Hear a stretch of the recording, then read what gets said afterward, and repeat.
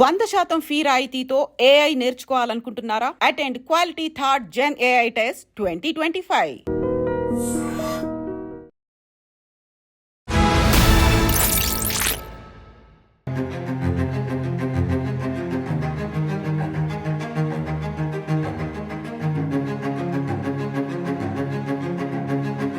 అందరికీ నమస్కారం. నేను Swaroopa Potlapalli. Welcome to iDream. Telangana రాష్ట్రంలో ప్రజలు ఎలాంటి పాలనను కోరుకుంటున్నారు అని తెలంగాణ కాంగ్రెస్ ట్విట్టర్లో పెట్టిన ఓ పోస్ట్ ఇప్పుడు వైరల్గా మారింది.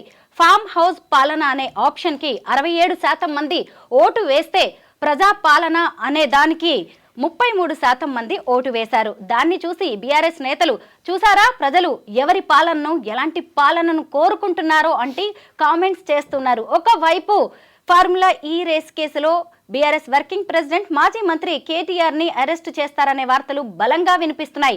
అలాంటి టైంలో అసలు ఈ కేసులో సీఎం రేవంత్ రెడ్డిని విచారణ జరపాలి అంటూ మాజీ IPS BRS leader doctor RS Praveen Kumar ఏకంగా పోలీస్ స్టేషన్ లో కంప్లైంట్ ఇచ్చారు. ప్రస్తుతం ఆర్ఎస్ ప్రవీణ్ కుమార్ గారు నాతో పాటు ఉన్నారు. ఆయనతో మాట్లాడి ఈ కాంగ్రెస్ పాలన గురించి అనేక విషయాలు తెలుసుకుందాం. సార్ నమస్తే. నమస్తే సార్ గారు. మీరు చూసారు కదండి సార్, ఏకంగా తెలంగాణ కాంగ్రెస్ పెట్టిన ట్వీట్ అనేది ఇప్పుడు ఎంత వైరల్గా మారిందో, ఎందుకు ప్రజలు అలాంటి ఓట్లు వేశారు అంటారు? మీ బీఆర్ఎస్ వైపే ఇంకా మొగ్గు చూపుతున్నారా? ఎప్పటికీ బీఆర్ఎస్ వైపే ఉంటారండి తెలంగాణ ప్రజలు. వాళ్ళు పాపం కాంగ్రెస్ ఇచ్చిన ఈ మోసపు హామీలు 420 420 హామీలు ఏవైతే ఉన్నాయో అవి చూసి కొంత మోసానికి గురయ్యారు, కానీ వెంటనే ఆ మోసం నుంచి తేరుకున్నారు. అందుకొరకే ఈరోజు కాంగ్రెస్ తెలంగాణ యూనిట్ ఇచ్చిన ఈ పోల్ ఏదైతే ట్విట్టర్ పోల్లో దాదాపు 1,00,000 మంది పార్టిసిపేట్ చేశారు. వాళ్ళు ఆ ప్రశ్నలు కూడా కొంత ఇండైరెక్ట్గా అడిగినారు. మీకు ఫామ్ హౌస్ పాలన కావాలన్నా, ప్రజల వద్దకు పాలన కావాలన్నా అంటే ఈ ప్రజల వద్దకు పాలనకు కేవలం 33% మాత్రమే ఓట్లు పడ్డాయి. ఫామ్ హౌస్ పాలన అని మీరు చెప్తున్న పాలన ఎత్తుందో ఆ పాలనకు 67% ఓట్లు పడ్డాయి. నిజానికి వాళ్ళు మీకు కేసీఆర్ గారి పాలన కావాలన్నా, రేవంత్ రెడ్డి గారి పాలన కావాలని అంటే కేసీఆర్ గారికి 99% ఓట్లు వచ్చిండేవి, రేవంత్ రెడ్డికి 1% ఓట్లు వచ్చిండేవి. అసలు రేవంత్ రెడ్డి గారికి కాంగ్రెస్కు ఈ తెలంగాణను పాలించే సత్తా ఉందని నేను అనుకోవడం లేదు. నిజంగా చెప్తున్నాను. వాళ్ళకు తెలంగాణ పోరాటం కానీ, తెలంగాణ చరిత్ర కానీ, తెలంగాణ సంస్కృతి కానీ దాని మీద వాళ్ళకి ఏమాత్రం అవగాహన లేదండి. నిజానికి తెలంగాణను అణిచివేసిందే కాంగ్రెస్ పార్టీ. 1948 నుంచి మరి ఆనాడు తెలంగాణ సాయుధ రైతాంగ పోరాటం కానీ, తర్వాత తెలంగాణ 1956లో వచ్చిన మరొక తెలంగాణ ఉద్యమం కానీ, 1969లో వచ్చిన ఒక మహోద్యమైన తెలంగాణ ఉద్యమం కానీ దాన్ని అణిచివేసి, 1971లో మళ్ళీ తెలంగాణ ఉద్యమాన్ని అణిచివేసి, 1995 నుంచి వస్తున్న ఉద్యమాలన్నిటి కూడా అణిచివేసి రకరకాల నకిలీ ఒడంబడికలను చేసి తెలంగాణ ప్రజలందరినీ కూడా అణిచివేసే ప్రయత్నం చేసింది కాంగ్రెస్ పార్టీ.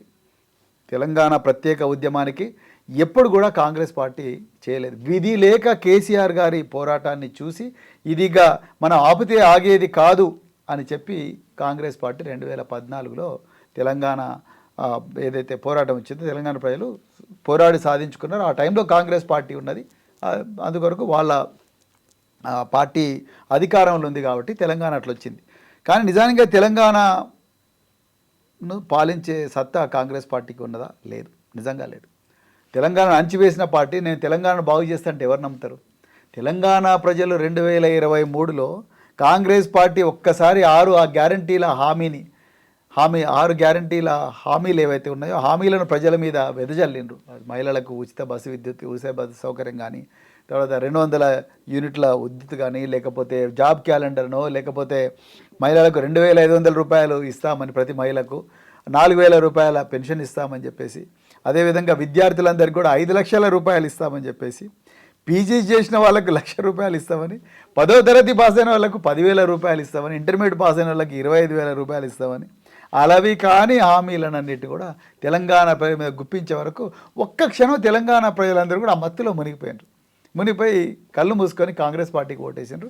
ఇవాళ ఒక నెల రోజుల లోపలనే వాళ్ళు రియలైజ్ అయినారు. ఇవాళ వాళ్ళు సంవత్సరం తర్వాత పోలు పెట్టినారు. సంవత్సరం తర్వాత పోల్లో ఏం జరిగిందో మీ అందరికీ కూడా తెలుసు. మన కళ్ళ ముందరనే కనిపిస్తుంది ఈరోజు పోలు.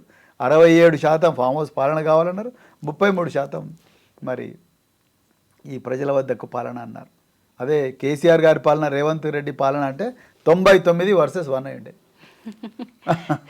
సార్, ఫోన్ ట్యాపింగ్, అలాగే కాళేశ్వరం అవినీతి, డ్రగ్స్ కేసు, ఇలా అనేక కేసుల్లో కేటీఆర్ గారి పేరు వినిపిస్తోంది. ఇక ఫార్ములా ఈ రేస్ కేసులో అయితే ఆయన అరెస్ట్ అవుతారు అని సీఎం వంటి వ్యక్తులే చెప్తున్నారు. అలాంటి టైంలో మీరు ఏకంగా రేవంత్ రెడ్డి మీద విచారణ జరపాలి ఈ కేసులో అంటూ కంప్లైంట్ ఇచ్చారు. ఎందుకలా? నిజంగా తెలంగాణ ప్రజలకు తెలవాల్సిన నిజం ఏంటంటే, నేను ఒక రాజకీయ నాయకుడిగా చెప్తలేనండి, ఒక మాజీ పోలీస్ అధికారిగా, ఎన్నో ఆర్థిక నేరాలు పరిశోధించిన ఒక అధికారిగా, అంతర్జాతీయ సంస్థల్లో పనిచేసిన యుద్ధ నేరాలను పరిశోధించిన అధికారిగా నేను చెప్తున్నా, రాజకీయాలకు అతీతంగా మాట్లాడుతున్నా. నిజానికి ఈ కేసులో ఫార్ములా ఈ ఆర్గనైజేషన్కు తెలంగాణ పంపించిన 55 కోట్ల రూపాయలు అవి పెట్టుబడి అండి, పెట్టుబడి. ఆ పెట్టుబడిని కేటీఆర్ గారు ఒక మినిస్టర్ హోదాలో నా తెలంగాణకు ఎలక్ట్రిక్ వాహనాల తయారీ సంస్థలు రావాలి, రైట్, నా తెలంగాణ గ్రీన్ ఎనర్జీకి క్యాపిటల్ కావాలి, నా తెలంగాణలో 1000 కోట్ల రూపాయల పెట్టుబడి రావాలి, నా తెలంగాణలో పుట్టిన బిడ్డలకు వేలాది మందికి ఉద్యోగాలు రావాలి, ప్రపంచమంతా నా తెలంగాణ గురించి మాట్లాడుకోవాలని చెప్పేసి ఆనాడు 55 కోట్ల రూపాయలు ఆయన జోబుల నుంచి తేలే, ప్రభుత్వ ఖజానా నుంచి గవర్నమెంట్ ఆర్డర్లు ఉన్నాయి, ట్రైపార్టైట్ అగ్రిమెంట్ ఉంది, అవన్నీ చూసే చాలా ఆలోచించి పెట్టిండు 55 కోట్ల రూపాయలు. ఆ 55 కోట్ల రూపాయలు ఇప్పుడు ఫార్ములా ఈ ఆర్గనైజేషన్కి పోయినాయి. 55 కోట్లు ఒక రేస్ అయింది. రెండవ రేస్ అయ్యే క్రమంలో ఎలక్షన్లు వచ్చినాయి. ఎలక్షన్లు అయిన తర్వాత మరి కాంగ్రెస్ ప్రభుత్వం చేతిలోకి అధికారం వచ్చింది. నిజంగా కాంగ్రెస్ పార్టీ అధికారంకి వచ్చిన తర్వాత మొట్టమొదట చేయాల్సిన పని, మరి వాళ్ళు ఫార్ములా ఈ ఆర్గనైజేషన్ మళ్ళీ ఇంక రెండవ రేసు పెట్టాలి కదా, ఇంకో మూడో రేసు పెట్టాలి కదా, నాలుగో రేసు పెట్టాలిగా, ఐదో రేసు పెట్టాలిగా, ఈ రేసులకు ఇంకా ఎన్ని పైసలు వాళ్ళకి ఇవ్వాల్సి ఉంది అని చెప్పేసి ఆ పైసలు ఎక్కడ ఉంటే ఆ పైసలు తీసుకొచ్చి రేసులు కంటిన్యూ చేసి కేటీఆర్ గారి కన్నా ఇంకా మంచిగా చేయాల్సి ఉండే. అది చేయకుండా వాళ్ళు వచ్చిన వెంటనే ఎవరిని అడగకుండా రాత్రికి రాత్రి ఆ అగ్రిమెంట్ క్యాన్సిల్ చేసిండు. క్యాన్సిల్ చేసి సంవత్సరం తర్వాత, మీరు చూడండి, సంవత్సరం తర్వాత కేటీఆర్ గారే తప్పు చేసిండు అని చెప్పేసి పెట్టిండ్రు. ప్రివెన్షన్ ఆఫ్ కరప్షన్ యాక్ట్ పెట్టిండ్రు. నాకు అది ఆశ్చర్యంగా ఉంది. కరప్షన్ అని ఎప్పుడంటారంటే, మీకు ఒక సర్టిఫికేట్ కావాలండి, నేను ఒక గవర్నమెంట్ అధికారిని, చూడు స్వరూప గారు, మీరు సర్టిఫికేట్ అడుగుతున్నారు, మీకు బర్త్ సర్టిఫికేట్ కావాలా, నా దగ్గర మీకు బర్త్ సర్టిఫికేట్ ఇచ్చే అధికారం ఉన్నది, కానీ మీరు నాకు 100 రూపాయల లంచం ఇస్తేనే మీకు బర్త్ సర్టిఫికేట్ ఇస్తాను. నేనంటే మీరు నాకు 100 రూపాయలు నాకో, నా గూగుల్ పే అకౌంట్కో, నా ఫోన్పే అకౌంట్కో, లేకపోతే నా టేబుల్ మీద 100 రూపాయలు పెడితేనో, లేకపోతే నేను ఇంకొక బినామీ పేరు చెప్తే, చూడయా మా ఆఫీస్ బయట ఒక పాన్ డబ్బా ఉంటుంది, ఆ పాన్ డబ్బాలో ఒక వ్యక్తి కూర్చుంటే ఆ వ్యక్తికి 100 రూపాయలు ఇవ్వు, ఆయన 100 రూపాయలు ఇచ్చిన వెంటనే నేను నీకు బర్త్ సర్టిఫికేట్ ఇస్తా స్వరూప అని చెప్పి నేనంటే అది కరప్షన్. మీకు సర్టిఫికేట్ కావాలి, నా దగ్గర సర్టిఫికేట్ ఇచ్చే అధికారం ఉంది, నేను మిమ్మల్ని డబ్బులు అడిగాను, మీరు నాకు డబ్బులు ఇచ్చారు, లేకపోతే నేను చెప్పిన వ్యక్తికి ఇచ్చారు, 100 రూపాయల నోటు ఉంది. అవినీతి నిరోధక శాఖ అధికారులు వచ్చి నా చేతులు కడుగుతారు, మీ చేతులు కడుగుతారు, ఆ నాఫ్తలిన్ బాటిల్స్ పింక్ కలర్లో ఉండే ద్రావణం వస్తుంది, అదేవిధంగా 100 రూపాయల నోటును సీజ్ చేస్తారు. అది అవినీతి, కరెక్ట్, చట్ట ప్రకారం. ఇక్కడ జరిగింది ఏంటండి, కేటీఆర్ గారు ఓపెన్గా చెప్తున్నారు, అయ్యా నేను మినిస్టర్ హోదాలో ఈ రాష్ట్రానికి ఎలక్ట్రిక్ వెహికల్ తయారు కావాలి, గ్రీన్ ఎనర్జీ రావాలి, ఈ రాష్ట్రానికి 1000 కోట్ల పెట్టుబడులు రావాలి, 1000 ఉద్యోగాలు రావాలని నేనే 55 కోట్లు పంపించిన, నేను ప్రభుత్వ అధికారుల పర్మిషన్ తీసుకొని పంపించాను, వాళ్ళకి చెప్పమంటే నేనే చెప్పిన వాళ్ళకు, వాళ్ళు ఇండియన్ ఓవర్సీస్ బ్యాంకులో ఉండే హెచ్ఎండి అకౌంట్ నుంచి ఫార్ములా ఈకి పంపించారు. రెండవది, ఫార్ములా ఈ వాడు ఏమంటున్నాడు, అయ్యా కేటీఆర్ గారు పంపించిన 55 కోట్ల రూపాయలు నా దగ్గరనే ఉన్నాయి, కానీ రెండవ రేసు నడిపించాలంటే ఇంకా మీరు ఎక్కువగా పైసలు ఇవ్వాలి, ఈ 55 కోట్లు సరిపోవని వాళ్ళు అంటున్నారు. అంటే ఈ పంపించినాయన నేనే పంపించినని చెప్తున్నాడు, తీసుకున్నాయని నేనే చెప్తున్నాడు, నేను తీసుకున్నాను చెప్తున్నాను. కరప్షన్ ఎక్కడ ఉన్నదండి? ఇంకా ఎక్కువ డబ్బులు కావాలని ఆయన అడుగుతున్నాడు. నువ్వు అగ్రిమెంట్ను రివైజ్ చేసుకోవాలి, లేకపోతే అగ్రిమెంట్ ప్రకారం ఎక్కువ డబ్బులు పంపించాలి. అవి పంపించకుండా నువ్వు ఏవో తిన్నావు అంటాడు. దానకిషోర్ అని ప్రిన్సిపల్ సెక్రటరీ మున్సిపల్ అడ్మినిస్ట్రేషన్ ఇచ్చిన కంప్లైంట్లో అవినీతి నిరోధక శాఖకు ఎక్కడ కూడా ఆయన ఈ డబ్బులు కేటీఆర్ తిన్నాడని చెప్తలేడు. మీరు ఆయన దగ్గరకు పంపించాల్సి ఉండే, క్యాబినెట్కి పంపించాల్సి ఉండే, లేకపోతే మీరు రిజర్వ్ బ్యాంక్ ఆఫ్ ఇండియాని అడగాల్సి ఉండే, ఎలక్షన్లు జరిగే టైంలో మీరు ఏమైనా పంపించిండ్రు, అవన్నీ కూడా కోడిగుడ్డు మీద ఈకలు పీకడం లాంటివి.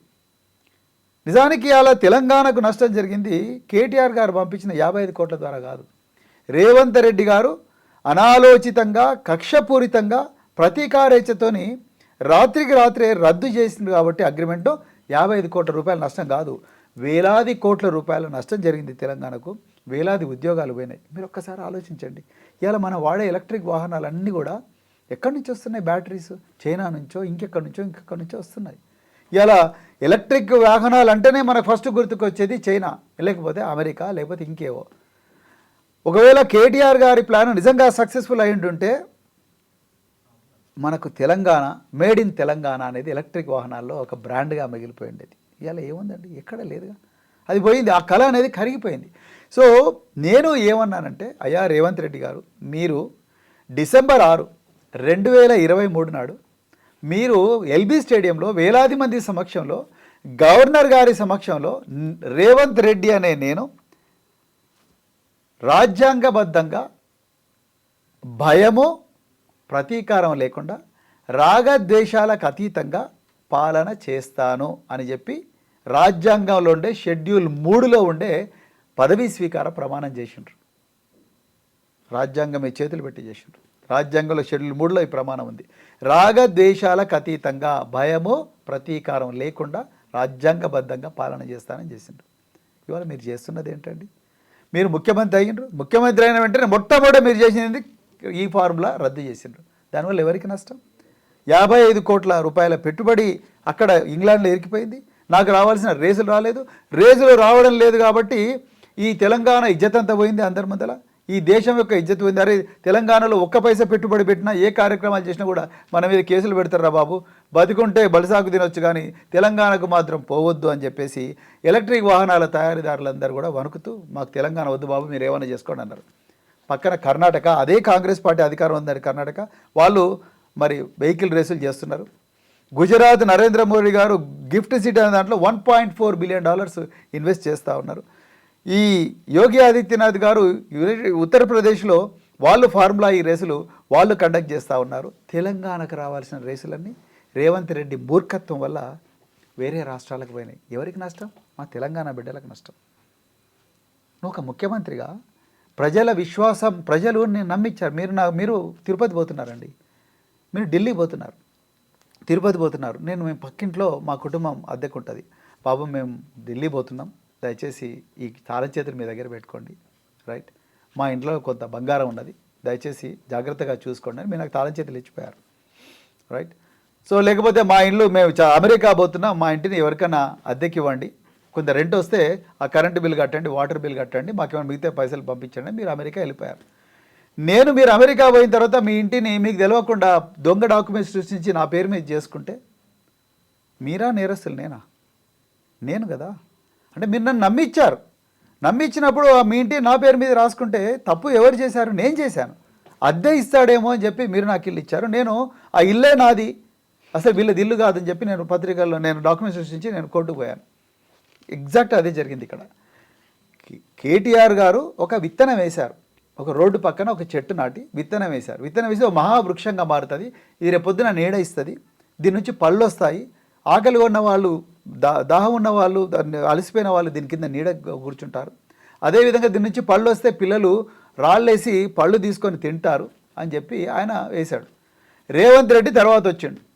రేవంత్ రెడ్డి వచ్చి అసలు ఈ ఇత్తనం నేను వేయలేదు, ఈ పళ్ళు మంచివి కావు అని చెప్పి ఆ చెట్టునే నరికేయండిరా అని చెప్పేసి పెరిగిన ఆ వృక్షాన్ని నరికేశాడు. జరిగింది అదే, ఇక్కడ జరుగుతున్నది అదే. అసలు 55 కోట్లను పెట్టుబడిగా చూడాలి. నువ్వు 55 కోట్లను అవినీతిగా చూస్తే ఎట్లా నాకు అర్థం కాదు. ఓకే, ఇంకొక ఎగ్జాంపుల్ చెప్తా. సంక్రాంతి నాడు ఇదే రేవంత్ రెడ్డి ప్రభుత్వం పతంగుల పండుగ చేసింది. కైట్ ఫెస్టివల్ అంటారు దాన్ని. 14 దేశాల నుంచి పతంగులు ఎగరేసే వాళ్ళని పిలిపించి తెలంగాణలో టూరిజం ప్రమోషన్ అని చెప్పి 3 కోట్ల రూపాయలు ఖర్చు పెట్టారు. ఎందుకు పెట్టారు? నేను తప్పంటలేను, కరెక్ట్, అది మంచి పని చేశారు. ఎందుకు పెట్టారు అంటే తెలంగాణ పేరు ప్రపంచం అంతా మారుమోగాలి, ఈ సంస్కృతి ప్రపంచానికి తెలవాలని చెప్పేసి పెద్ద ఎత్తున కైట్ ఫెస్టివల్ పెరేడ్ గ్రౌండ్స్లో పెట్టారు. పోయిన సంవత్సరం డిసెంబర్లో ప్రజాపాలన వారోత్సవాలని చెప్పేసి హుసేన్ సాగర్ మీద పెద్ద ఎత్తున విమానాల ఎయిర్ షో చేశారు. తప్పేం కాదండి అది. హైదరాబాద్లో ఎయిర్ షో జరిగింది, రోజు దేశమంతా మాట్లాడుకుంటుంది దీని గురించి, విమానాలు, ప్రజలందరూ అంటారు. సో అది తప్పు కాదు. ఆర్టిఫిషియల్ ఇంటెలిజెన్స్ సమ్మిట్ నోవోటెల్ హోటల్లో ప్రభుత్వం ఖర్చుతోనే చేశారు, తప్పు కాదు. మీరు చేస్తేనేమో తప్పు కాదు.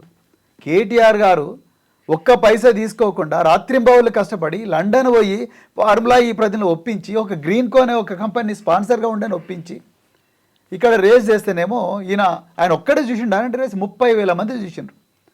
ఆయన ఖజానాకు ఒక పైసా వచ్చిందా?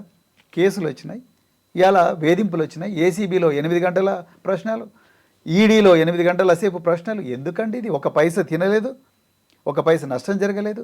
అంటే నేనేమంటున్నా అంటే ఇందులో రేవంత్ రెడ్డి ప్రధాన నిందితుడు ఎందుకంటున్నా అంటే క్రిమినల్ బ్రీచ్ ఆఫ్ ట్రస్ట్. భారత న్యాయ సంహిత అంటే ఐపీసీ స్థానంలో వచ్చిన భారత న్యాయ సంహిత సెక్షన్ 316 ఏం చెప్తుందంటే, నేను ఒక ఆస్తిని అప్పచెప్పినప్పుడు ఆ ఆస్తిని కాపాడాల్సింది మీరు. ఆ బాధ్యత మీ మీద ఉంది. దాన్ని కాపాడకుండా మీరు దాన్ని నాశనం చేసినందుకు మీరు క్రిమినల్ బ్రీచ్ ఆఫ్ ట్రస్ట్. మీరు అమెరికా పోయి ఇల్లును బాగా చూసుకోండి అని నాకు తాళం చేతులు ఇచ్చినప్పుడు నేను ఆ ఇంటిని నా పేరు మీద రాసుకొని మీకు అన్యాయం చేశాను. అది 316 ప్రకారం నేరం. నేను నార్సింగి పోలీస్ స్టేషన్లో మీరు విచారించాల్సింది కేటీఆర్ గారిని కాదు, మీరు రేవంత్ రెడ్డి గారిని విచారించాలి. ఇవాళ రేవంత్ రెడ్డి గారు అధికారం అంతా కూడా తన దగ్గర ఉంది కాబట్టి, మీడియా అంతా కూడా తన గుప్పిట్లో ఉంది కాబట్టి, Congress party social media channels అన్నీ కూడా అబద్ధాన్ని నిజంగా మళ్ళీ ప్రచారం చేస్తున్నారు కాబట్టి ఇవాళ కేటీఆర్ గారు ఏదో తప్పు చేసినట్టుగా చూపిస్తున్నారు. ఎక్కడ ఆ ఉచ్చు కేసీఆర్ నేడో రేపు అరెస్ట్ చేసే అవకాశం ఉంది అన్న ఉచ్చులో ఇరుక్కుపోయిన కేసీఆర్, తర్వాత ఏసీబీ అడిగిన 40 క్వశ్చన్లు ఉక్కిరి బిక్కిరైన కేటీఆర్. ఏమైనా చూసినా అండి వీళ్ళు? వాళ్ళు ఏం క్వశ్చన్ అని తెలుసా? అసలు కేటీఆర్ గారు అడిగిన ప్రశ్నలకు ఏసీబీలు ఉక్కిరి బిక్కిరైనరు. ఇక్కడ ఏముంది? Corruption, prevention of corruption act section 13లో ఎక్కడ డిమాండ్ ఉంది? మీకు బర్త్ సర్టిఫికేట్ కావాలి, నాకు డబ్బులు కావాలి, అమ్మ స్వరూప గారు డబ్బులు ఇవ్వండి అని చెప్పి నేను అడిగితే మీరు నాకు డబ్బులు ఇస్తే అది కరప్షన్. ఇక్కడ ఆయన ఏమడిగిండండి? ఆయన ప్రభుత్వ ఖజానా నుండి ప్రభుత్వం ప్రజల కోసం ఒక చక్కటి వ్యాలీ కోసం, ఒక చక్కటి పరిశ్రమ రావడం కోసం ఖర్చు పెట్టిండ్రు. అది ఎట్లా నేరం అవుతుంది? నేరం రేవంత్ రెడ్డి చేశాడు. రాజ్యాంగబద్ధంగా రాగద్వేషాలకు అతీతంగా పాలన చేస్తానన్న నువ్వు షెడ్యూల్ 3 రాజ్యాంగం ప్రకారం చేస్తున్న నువ్వు ఇలా ప్రజలకు నాశనం చేస్తున్నావు. రాగద్వేషాలు. నీ అనురాగం అంతా ఎక్కడ పోతుంది? తిరుపతి రెడ్డి, కొండల్ రెడ్డి, లేకపోతే పొంగులేటి శ్రీనివాసరెడ్డి, లేకపోతే జగదీశ్వర్ రెడ్డి, యనుమల జగదీశ్వర్ రెడ్డి, స్వచ్ఛ బయో కంపెనీ, అమృత్ కంపెనీ, నీ బంధువులకే అని మెగా కృష్ణారెడ్డి, వీళ్ళకే నువ్వు ఇస్తున్నావు. ఇవన్నీ కూడా ద్వేషం ఎవరి మీద చూపిస్తున్నావు? ఇవన్నీ తప్పయ్యా రేవంత్ రెడ్డి, ఇట్లా చేయకూడదయ్యా, నువ్వు ప్రజల కోసం పాలన చేయవయ్యా రేవంత్ రెడ్డి అని అన్నందుకు ద్వేషం అంతా బీఆర్ఎస్ వాళ్ళ మీద చూపిస్తున్నావు. కేటీఆర్ ఏసీబీ ఆఫీస్ నుంచి ప్రశ్నలను అయిపోయిన తర్వాత రోడ్డు మీద నడుచుకుంటూ వస్తుంటే మీడియా వాళ్ళు నచ్చలేదు. సార్ ఏమైంది సార్ అని అడుగుతారు. రోడ్డు మీద 2 ప్రశ్నలకు ఆన్సర్ చెప్పిండు. తెలంగాణ భవన్కు నడుచుకుంటూ వస్తే నువ్వు రోడ్డు మీద ఎందుకు నడిచినావు అని కేసు. రోడ్డు మీద నడవద్దండి.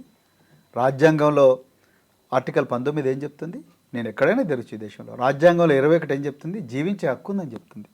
రాజ్యాంగంలో 19 ఏం చెప్తుంది? నువ్వేమైనా మాట్లాడవచ్చు, చట్టానికి లోబడని చెప్తుంది. మేము ఎక్కడ చట్టాన్ని వ్యతిరేకించినాం? ఈడీ ఆఫీస్లో ఆయన ప్రశ్నోత్తరాలు నడుస్తున్నాయి. ఈడీ ఆఫీస్ నుంచి బయటకు వచ్చిండు. ప్రెస్ మీట్ పెడతామంటే పోలీసు వాళ్ళు ఇబ్బంది పెడతారు. అరే ప్రెస్ వాళ్ళకు సమాచారం తెలుసుకునే హక్కు ఉందండి. వాళ్ళకు నిజం చెప్పాల్సిన బాధ్యత నా మీద ఉంది.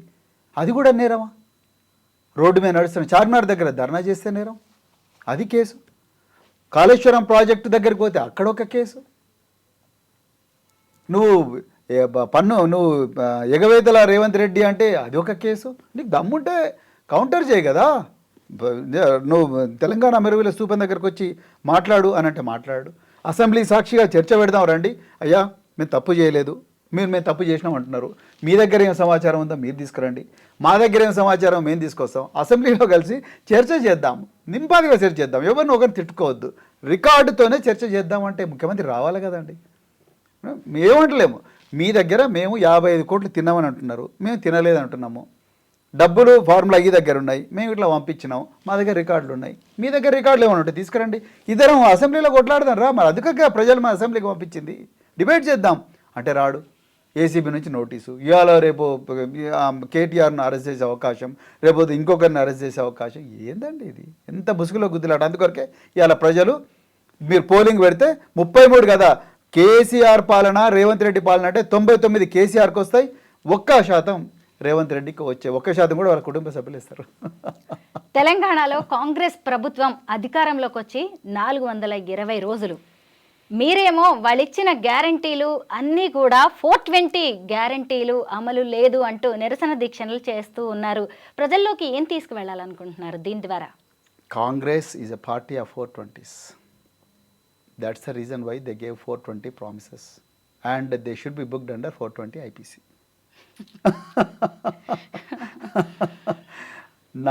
420 గాళ్ళు లీడ్ చేస్తున్న పార్టీ కాంగ్రెస్ పార్టీ. ఆ 420లు లీడ్ చేస్తున్న పార్టీ 420 హామీలు, అంటే 420 అబద్ధపు హామీలు, అలవిగాని హామీలు ప్రజల మీద మత్తుమందులాగా చల్లి నేటికి కరెక్ట్గా జనవరి 30 తారీఖు నాడు నేటికి 420 రోజులైంది.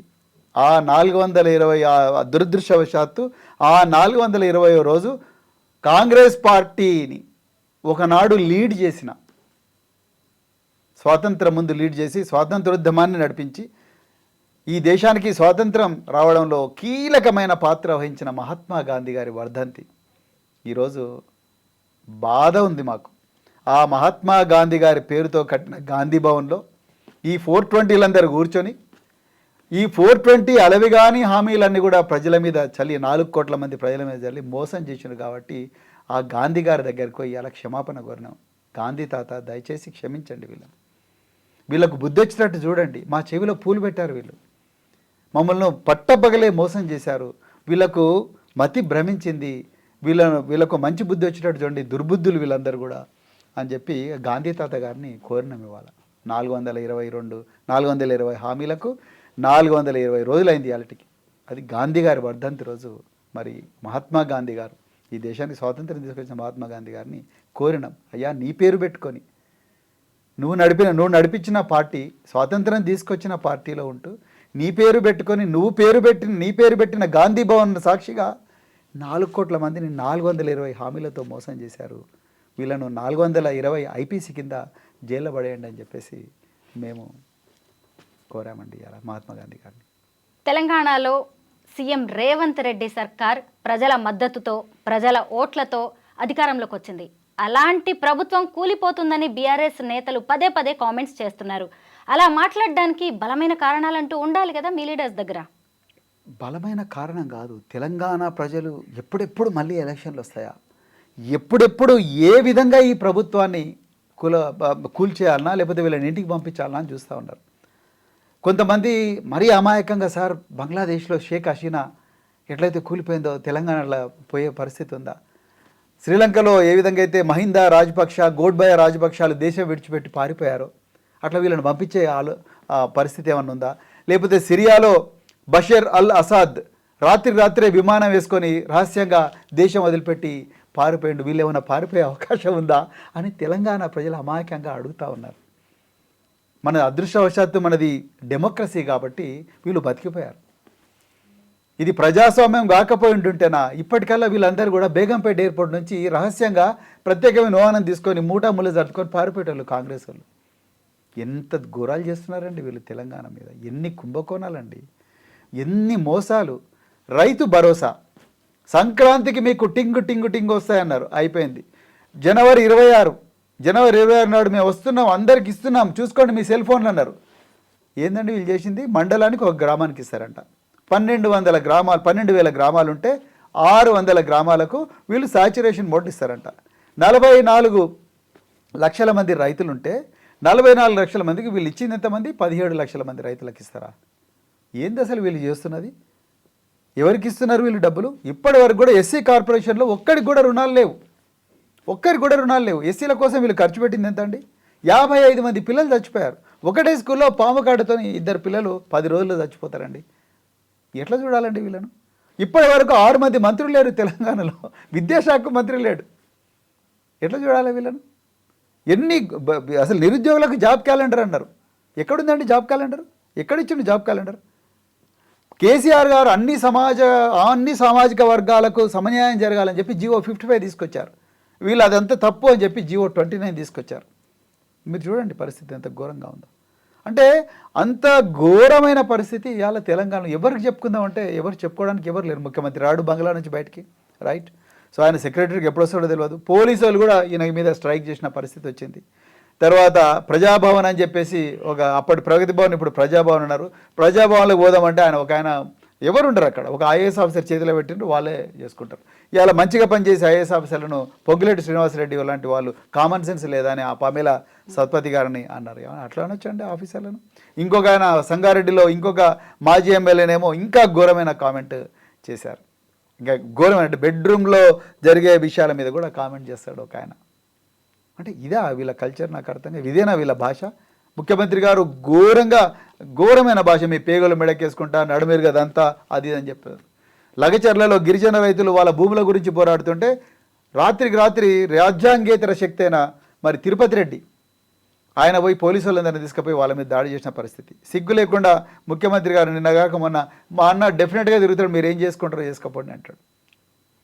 ఇంత బాహాటంగా రాజ్యాంగ వ్యతిరేక పాలన నడుస్తూ ఉంటే మీరు ఇంకా ఘోరం చెప్తాను. 125 అడుగుల ఎత్తైన బాబాసాహెబ్ అంబేద్కర్ విగ్రహం ఉందండి. పక్కన ఆంధ్రప్రదేశ్ ఉంది, ఇక్కడ తెలంగాణ ఉంది. ఆంధ్రప్రదేశ్నేమో ప్రజలందరూ పోయి చూడొచ్చు, అక్కడ కూడా పెద్ద విగ్రహమే.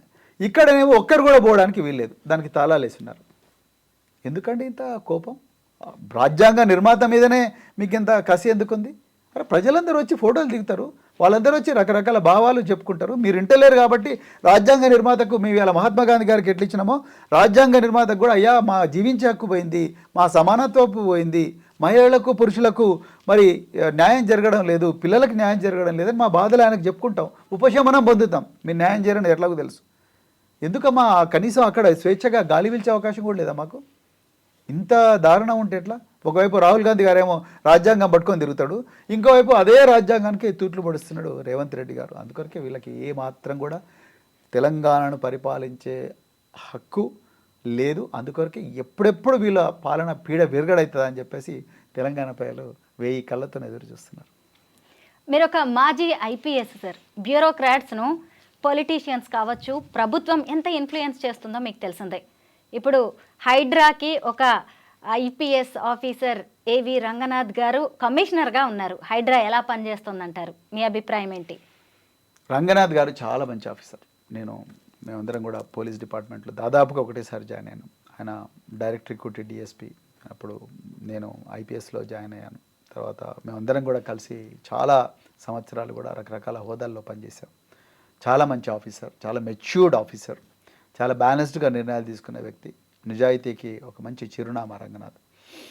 కానీ ఇలా అలాంటి వ్యక్తిని హైడ్రా అనే సంస్థను సృష్టించి ఆ హైడ్రాలో అతన్ని పెట్టి అతని ద్వారా రేవంత్ రెడ్డి వాళ్ళ పబ్బం గడుపుకుంటున్నారన్న పరిస్థితి ఇలా ఉందండి తెలంగాణలో. ఇది వాస్తవం.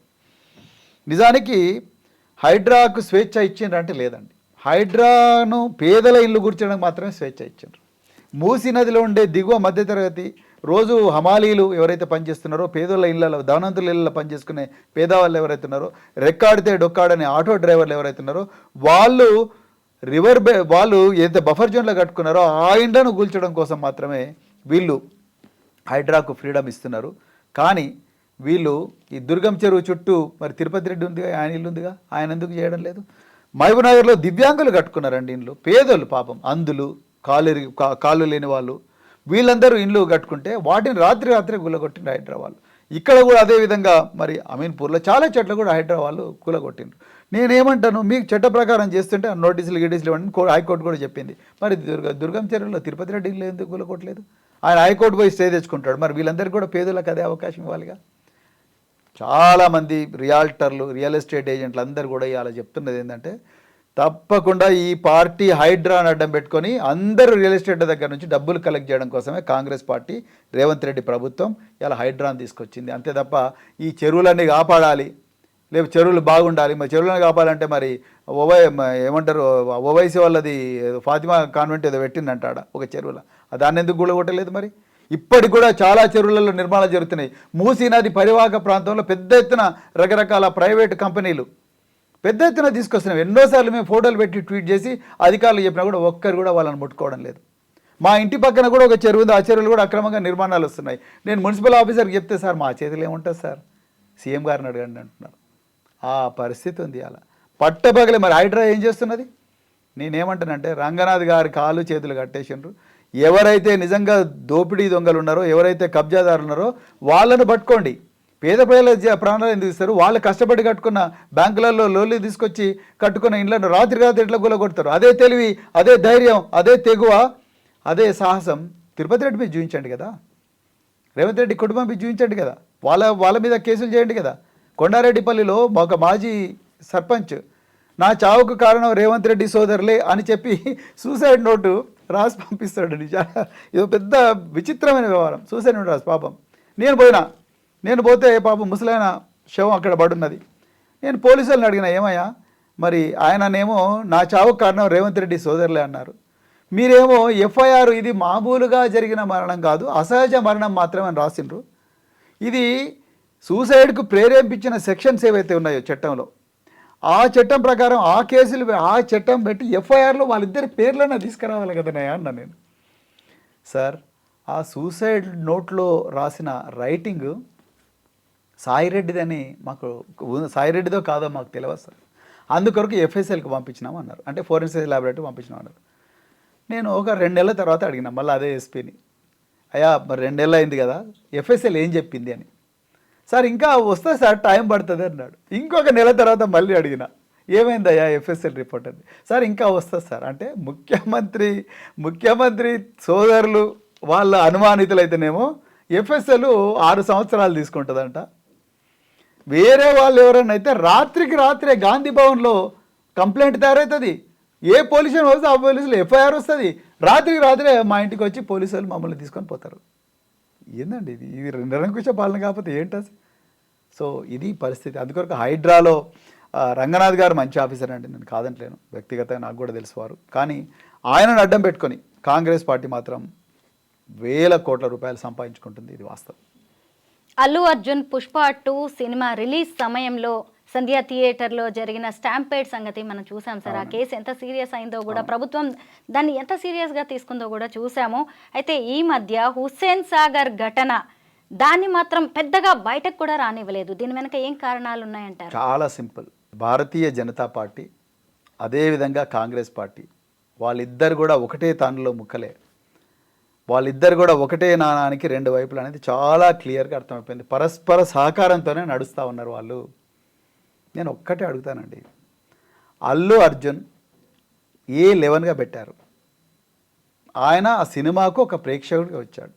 సో ఆ సంధ్యా థియేటర్కు పర్మిషన్ ఉందా లేదా అవన్నీ కూడా మనకు పబ్లిక్ రికార్డులోనే ఉంది. ఇప్పుడు ఆ రేవతి గారు వాళ్ళ అబ్బాయిని తీసుకొని వచ్చారు, అన్ఫార్చునేట్లీ ఆమె చనిపోయారు, వాళ్ళ అబ్బాయి హాస్పిటల్లో చికిత్స పొందుతూ ఉన్నాడు, తొక్కిసలాట అయింది, అల్లు అర్జున్ పోలీసు వాళ్ళు వెళ్ళిపోమంటే వెళ్ళిపోయారు.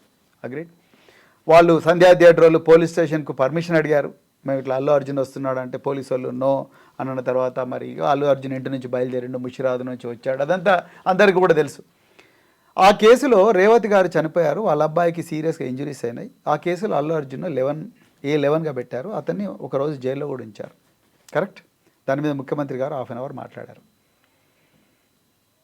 మీరు మొన్న జనవరి 26 నాడు భారత మాత మహాహారతి అని చెప్పి భారత మాత ఫౌండేషన్ అని చెప్పేసి ఒక ఫౌండేషన్ కిషన్ రెడ్డి గారు ప్రోద్బలంతో పెట్టారు. ఆ ఈవెంట్ మీరు చూడండి, చాలా కేర్ఫుల్గా చూడాలి ఈ విషయం. ఒక పోలీస్ ఆఫీసర్కి చెప్తున్నా, ఒక పౌరుడికి చెప్తున్నా, రాజకీయాలకు తావులేదు ఇందులో. నేను కూడా హిందువునే, మా అందరికి కూడా భారతమాత అంటే గౌరవం ఉంది, భారతదేశం అంటే గౌరవం ఉంది, దేశభక్తి అందరికీ ఉండాలి. ఇక్కడ విషయం ఏంటంటే ప్రతిదానికి పర్మిషన్ అడిగే పోలీస్ అధికారులు మరి భారత మాతా ఫౌండేషన్ ఒక వాటర్ బాడీలో మేము క్రాకర్స్ కాలుస్తాం అని అంటే ఎట్లా పర్మిషన్ ఇచ్చారు? ఎట్లా ఒప్పుకున్నావు అసలు నువ్వు? వాటర్ బాడీలో క్రాకర్స్ అది కూడా కాలుస్తుంటే ఏమనైతే? మీరు ఒక ఈ బిల్డింగ్ కట్టాలంటే ఫైర్ డిపార్ట్మెంట్ నుంచి పర్మిషన్ కావాలి, ఒక హాస్పిటల్ కట్టాలంటే ఫైర్ డిపార్ట్మెంట్ పర్మిషన్ కావాలి, ఒక స్కూల్ కట్టాలంటే ఫైర్ డిపార్ట్మెంట్ పర్మిషన్ కావాలి, మీరు ఫైర్ క్రాకర్స్ షో చేస్తుంటే పర్మిషన్ కావాలి, పెళ్ళిళ్ళకు మీరు ఫైర్ టపాకాయలు పేలుస్తుంటే పర్మిషన్ కావాలి. మీరు రోడ్ల మీద కాదు చేస్తున్నది, ఒక వాటర్ బాడీలో చేస్తున్నారు, అది రాత్రిపూట చేస్తున్నారు. రాత్రిపూట ఒక వాటర్ బాడీలో మీరు ఫైర్ క్రాకర్స్ బోట్ మీద 15 మంది, ఒక బోట్ మీద ఉంటారు, ఇంకో 15 మంది ఇంకో బోట్ మీద ఉంటారు, ఆ బోట్ మీద నుంచి టపాకాయలు పేలుస్తారు, ఒక రాకెట్ పోయి ఇంకో బోట్ మీద పడుతుంది, అది మా బోట్ మీద పడ్డదిరా బాబా అని చెప్పేసి కొంతమంది దాంట్లోకి దుంకుతారు. క్రాకర్స్ కాల్చిన దగ్గర ఒక ఆయన చనిపోతాడు, ఇంకో దగ్గర అక్కడి నుంచి ఒక ఆయన చచ్చిపోయి ఇద్దరు చచ్చిపోతారు. ఎవరి మీద కేసు పెట్టాలి? ఏ ఫౌండేషన్ అయితే ఈ షో ఏర్పాటు చేశారో ఆ ఫౌండేషన్ మీద ర్యాష్ అండ్ అల్లు అర్జున్ మీద ఏ కేసు పెట్టినరో అదే కేసు, సంధ్యా థియేటర్ రోడ్ మీద ఏ కేసు పెట్టినరో అదే కేసు పెట్టాలి. ఇందులో కూడా culpable homicide not amounting to murder. Swaroopa garu నేను క్లియర్గా చెప్తున్నా, culpable homicide not amounting to murder ఈ భారత మాత ఫౌండేషన్ మీద పెట్టాలి. ఆ భారత మాత ఫౌండేషన్ ఎవరి ప్రోద్బలం మీద పెట్టినరు? కిషన్ రెడ్డి ప్రోత్సాహంతో పెట్టినరు. Kishan Reddy is A1, accused number 1గా కేంద్ర హోంమంత్రి కేంద్ర బొగ్గు గనుల శాఖ మంత్రి కిషన్ రెడ్డి గారి మీద పెట్టాలి. ఎందుకు పెట్టలేదండి? ఎందుకు చెప్పండి? అదేమన్నా మామూలు యాక్సిడెంటా? అంటే పోలీసులు అల్లు అర్జున్కి ఒక న్యాయమో కిషన్ రెడ్డి గారికి ఒక న్యాయమా? దేశభక్తి మా అందరికీ ఉంది, మేమందరం హిందువులమే, గర్విస్తాం భారతదేశంలో పుట్టినందుకు. భారత మాతను అందరూ పూజిస్తారు. కానీ ఒక వాటర్ బాడీ మీద, డీప్ వాటర్ బాడీ, రాత్రిపూట ఎలాంటి జాగ్రత్తలు తీసుకోకుండా ఫైర్ క్రాకర్ షో పెడతారా మీరు? Where is a fire permission? Where is police permission? సామాన్యుడికి ఇస్తారా? మీకు నాకు ఇస్తారా అంటే మనం పోతే no, it is not permitted. రాత్రిపూట రోడ్ల మీద ఇవ్వరు. మీకు వాళ్ళకి ఎట్లా ఇచ్చారు? చట్టం ముందర అందరూ సమానలే. ఆర్టికల్ 14 ఏం చెప్తుంది? Everybody is equal before law. Kishan Reddy is also equal before law. అర్జెంటుగా హైదరాబాద్ సిటీ పోలీసులు తప్పకుండా దీన్ని ర్యాష్ అండ్ నెగ్లిజెంట్ యాక్ట్ కాకుండా culpable homicide not amounting to murder అనే సెక్షన్ కింద కేసు పెట్టి ఆ ఇద్దరు ఎవరైతే చనిపోయినారో వాళ్లకు కోట్ల రూపాయల ఎక్స్గ్రేస్ చేయాలి. అదేవిధంగా కిషన్ రెడ్డి గారిని జైలుకు పంపించాలి. అల్లు అర్జున్కి ఒక న్యాయం, కిషన్ రెడ్డి గారికి ఇంకో న్యాయం ఉండకూడదు. కిషన్ రెడ్డి ఒక్కడే కాదు, ఇంకా ఎవరైతే రెస్పాన్సిబుల్ వాళ్ళందరినీ పంపించాలి. ఇది ఎక్కడ జరిగిన చట్టం అందరికీ సమానంగా ఉండాలండి. రిపబ్లిక్ డే పెరేడ్ అని చెప్పి రిపబ్లిక్ డే పెరేడ్ అఫీషియల్ అయితే అక్కడ ఫైర్ ఇంజన్ ఉంటుందండి. రిపబ్లిక్ డే పెరేడ్ గ్రౌండ్లో ఫైర్ ఇంజన్ ఉంటుంది, వెనక డాక్టర్లు ఉంటారు. పెరేడ్ జరుగుతుంటే కొంతమంది పిల్లలు, పెరేడ్లో ఉండే కానిస్టేబుల్ కింద పడిపోతూ ఉంటారు, ఎక్కువసేపు నిలబడలేరు. ఎక్కువసేపు పెరేడ్ కింద పడిపోతూ ఉంటే వెనక నుంచి తీసుకుపోయి ఫస్ట్ ఎయిడ్ కిట్ ఉంటుంది, ఫైర్ ఇంజన్స్ ఉంటాయి, వెనక మొత్తం బందోబస్తు ఉంటుంది. ఎలాంటి జాగ్రత్తలు తీసుకోకుండా కిషన్ రెడ్డి గారికి ఎట్లా పర్మిషన్ ఇచ్చారు పోలీసులు? అసలు పర్మిషన్కి అప్లై చేసిండు ఆయన? అంటే రేవంత్ రెడ్డి తెలియదా ఈ విషయం? సెక్రటరియట్కు జస్ట్ 500 గజాల దూరంలో ఉంది, ఆయనకు తెలియదా ఈ విషయాలన్నీ? మరి ఏమైంది? రేవంత్ రెడ్డి ఎందుకు మాట్లాడతారు? ఎందుకు పోలీసులు కేసు రిజిస్టర్? కేటీఆర్ గారి మీద ఆగా మేఘాల మీద కేసు రిజిస్టర్ చేసిండు కదా మీరు, మరి కిషన్ రెడ్డి గారి మీద కూడా చేయాలిగా. నేను అదే చెప్తున్నాను, రేవంత్ రెడ్డి ఏమో బీజేపీ ప్రొటెక్షన్ ఫోర్స్గా మారిండు, బీజేపీ ఏమో రేవంత్ రెడ్డి ప్రొటెక్షన్ ఫోర్స్గా మారింది. ఒకరినిద్దరు పరస్పరంగా సహకరించుకుంటున్నారు. ఇందులో తప్పనిసరిగా Kishan Reddy must be A1. చూద్దాం సార్ ప్రభుత్వం ఎలా స్పందిస్తుందో. Thank you so much. Thank you so much for the interview. Thank you.